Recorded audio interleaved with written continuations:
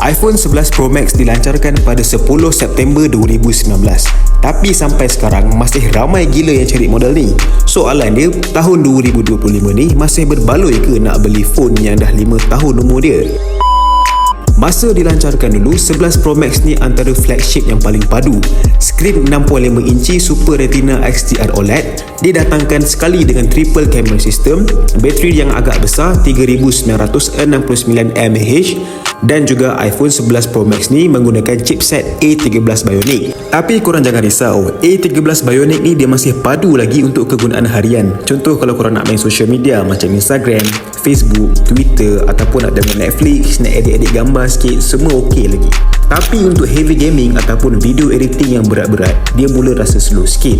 So kalau korang hardcore user ataupun heavy user, maybe akan rasa kurang power. Bateri asal dia 3969 mAh. Memang tahan lama gila dulu. Bateri dia memang besar. Tapi untuk tahun 2025 ni, kalau korang beli yang second hand, majority battery health dah 90% ke bawah. Kalau nak lagi best, korang tukar je bateri baru. Kos dalam 100 ke 150 ringgit sahaja. Lepas tu dah power macam biasa. Kalau nak cakap pasal kamera pula, kualiti kamera iPhone 11 Pro Max ni memang sangat-sangat cantik lagi lah untuk tahun 2025 ni.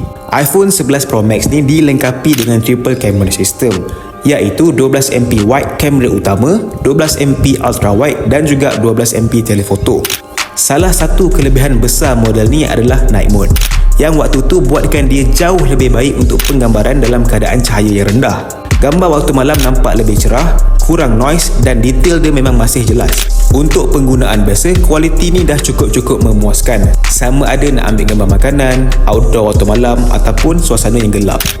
Kamera ultra wide pula membolehkan korang rakam gambar pemandangan yang luas. Sangat sesuai kalau korang suka travel ataupun nak ambil gambar group foto.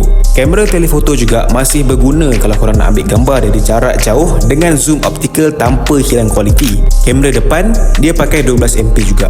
Masih cantik lagi untuk selfie, video call ataupun rakaman konten untuk media sosial.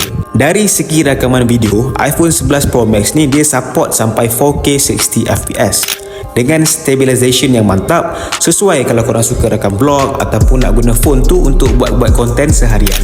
Kalau nak cakap pasal dia punya skrin pula, iPhone 11 Pro Max ni menggunakan Super Retina XDR display, teknologi OLED daripada Apple yang sampai sekarang masih nampak premium. Warna dia sangat-sangat terang and tepat, high contrast, dan juga dia punya hitam tu memang betul-betul gelap. Bila korang tengok video 4K HDR dekat YouTube ataupun Netflix, pengalaman dia memang sangat-sangat imersif. Warna dia lebih terang, highlight dia tak blow out dan juga shadow kekal detail. Dengan saiz 6.5 inci, paparan ni sangat sesuai untuk media consumption. Sama ada nak tengok movie, layan TikTok ataupun nak edit gambar. Cuma satu je kekurangan dia. Dia masih menggunakan 60Hz refresh rate.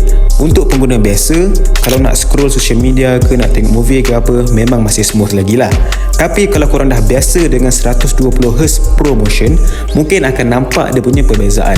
Tapi secara keseluruhan, untuk phone yang dah berapa tahun dekat pasaran ni, display iPhone 11 Pro Max masih antara yang terbaik dalam segmen second hand. Okey, yang ini part yang paling penting. Harga second hand sekarang around 1,300 ke 1,800 ringgit. Ikut condition phone tu. Untuk phone flagship Apple dengan harga yang macam ni, boleh kata sangat-sangat berbaloi. Asalkan korang beli daripada seller yang trusted, make sure korang check bateri, skrin dan kamera, pastikan semua okey.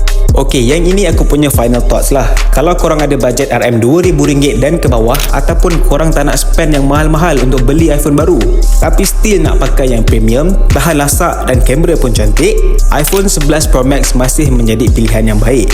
Tapi kalau korang nak pakai yang long term update, ada wireless charging, kamera cinematic mode ataupun performance yang lebih advance, korang boleh consider untuk beli model iPhone 13 dan ke atas. Korang rasa masih berbaloi ke beli iPhone 11 Pro Max tahun ni? Komen kat bawah, aku nak dengar korang punya pendapat. Macam biasa, kalau korang rasa video ni informatif and bermanfaat, jangan lupa like, share and subscribe, okay? Jumpa korang dekat next video.